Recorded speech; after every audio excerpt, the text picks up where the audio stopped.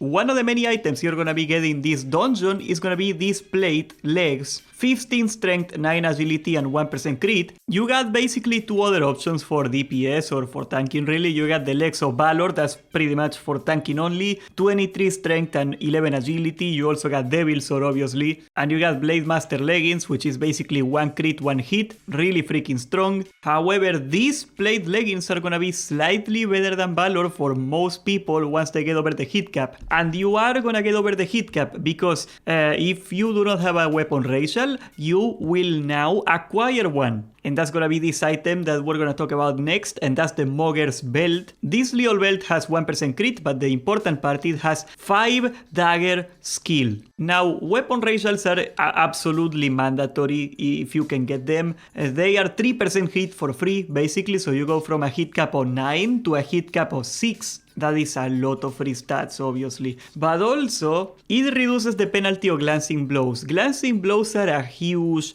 thing. Your white auto attacks, they get a chance to do less damage against bosses. Weapon skill not only reduces the chance of that happening, but also it reduces the percentage of damage that you lose. And why are glancing blows such a big deal, right? Like a couple auto attacks do a little less damage. Well, that's rage. You are losing rage. So a weapon racial is gonna give you way more rage generation than the equivalent in hit. And that's also a reason that you really wanna get a weapon racial. Now, daggers is the only one that you can easily access. You can also get Edge Masters, good luck with that. But before you get confused, daggers are actually good for DPS warriors and tank warriors. And you might be thinking, okay, that's weird. A dagger is way too fast for a DPS. Why would you want a dagger? It is normalized for less attack speed, so your weapon damage abilities are gonna hit for less. Yes, but there is only one ability that you do that does weapon damage in your rotation as dual wield, and that's Whirlwind, and that's it. Bloodthirst is gonna do most of your damage. It does the same amount of damage no matter what weapon you got. Heroic Strike queuing is gonna be the same. Queuing Heroic Strike with a fast weapon is a little more efficient on top of that, so that's pretty nice. So all things equal, having a dagger with a weapon racial is better than having the same quality weapon without a weapon racial. Even if they are slower,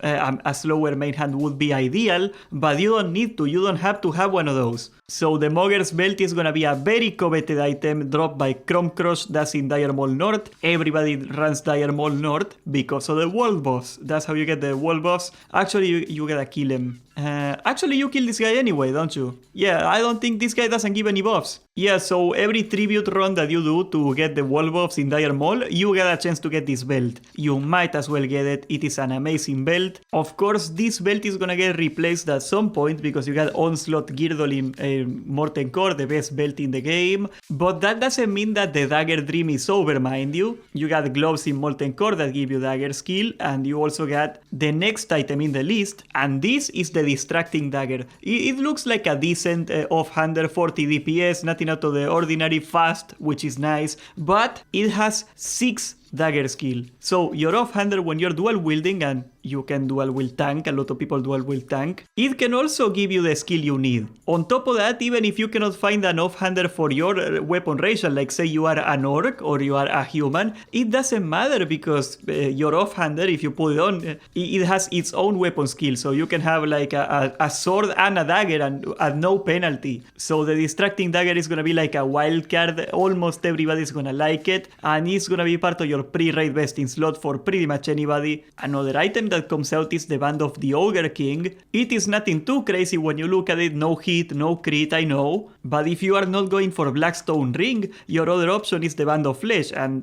yeah, look at that, like it is even more underwhelming. So the Band of the Ogre King is gonna be another nice vesting slot item you can get. Now you got Treant's Bane. This axe absolutely slaps. 60 DPS, 25 strength, 2% crit. The only problem is it's too fast. It is a little too fast, and that kinda sucks if you're a paladin. If you are, let's see, if you are a shaman, it doesn't really matter. For a warrior that is is too fast and that's a problem, but it has 10 more DPS than the previous weapons, so even still it should hit about as hard the top end damage. It should be like about a Dreadforce Retaliator worth of damage, but faster, so that means a lot more rage and a lot more damage. This is never the weapon I would farm, I wouldn't rely on it, but if you get it, you might as well use it, it is not that bad. Another cool thing you can get is the Satyr's Bow. Now the Satyr's Bow, it is pretty much a copycat of Black Crow, that's from Lower Blackrock Spire. This is a crossbow, 3 agility, 1 hit, exactly like this one. Here's the thing though, this the one from Lower Blackrock Spire, it is only a 7% drop rate. It is very low, so it takes a long time to farm it.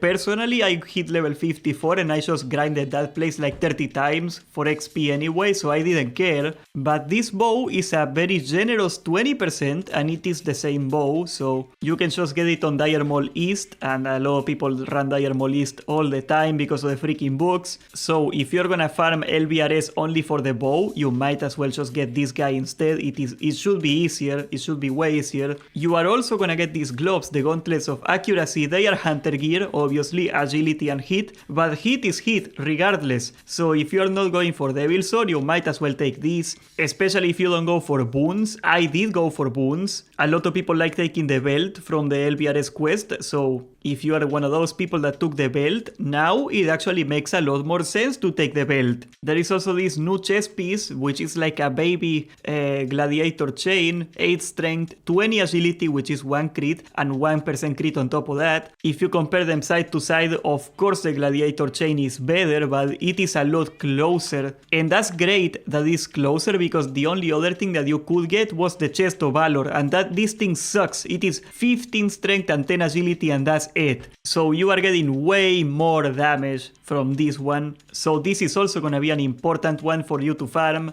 Then there is also the Elven ring. This is another hit ring. You can have 2 now, and that's gonna also make your pre-raid besting slot grind a lot easier. So the people that hit level 60 in a week or so are gonna have a much easier time of getting their hit cap if they are getting a lot of really good items. Mathematically, it is better than the other option, because of course you're gonna take a Blackstone. Blackstone ring is busted, but this is from Ubers and is considered an amazing ring, right? The Painweaver band, it does 1% crit and 16 attack power. 15 agility is way more than 16 attack power. It is like 40% more value, more or less. So yeah, this thing is gonna be huge. I also like the flexibility of having more hit items, so whenever you get like an upgrade from Molten Core, you can actually just swap some things around and be on the hit cap and not go over the cap. That kind of stuff is really nice. And finally we got the Band of Vigor, which is essentially just another Band of Flesh again. Nobody's gonna really want it anymore because the new ring and Blackstone, that's gonna take up all your stuff, but yeah, you can go for this too. Might as well get it if it drops. It is yet another option, so farming Dire Maul is gonna be really efficient for you. I would still say that Ubers is better time for gear than Dire Maul, but if you got like most of the stuff in Ubers, you might as well start doing Dire Maul instead, because there is a lot of good stuff here. Personally, I am probably gonna go for the Dagger belt. That's gonna be my number 1 thing, or the Dagger. I don't really know. My character is pretty decked out right now. I haven't hit 60 yet, but I am only 1% hit away from the hit cap. And I even got the axe from LBRS because I had to run that place like 30 times to get 2 levels. It's insane. But hey, I wanna tank at some point, and if I'm gonna tank, I'm gonna have to go daggers. So yeah, that's gonna be pretty much the stream. In a couple weeks, we're gonna be doing some Dire Maul, and I am probably gonna be streaming tonight some Ubers. So check out my Twitch in the comments and subscribe, join the Discord, and thank you for watching.